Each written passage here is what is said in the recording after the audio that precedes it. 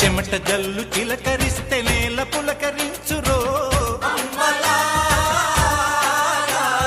వానుస్తే భూతల్లి సీమంతమాడురో,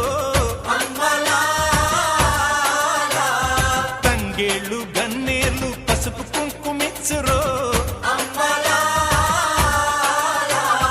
పశుల మెడన చిరు గజ్జలు కల్లున మ్రోగేను, గజ్జల మోతల్లో పల్లె పరవశించెను.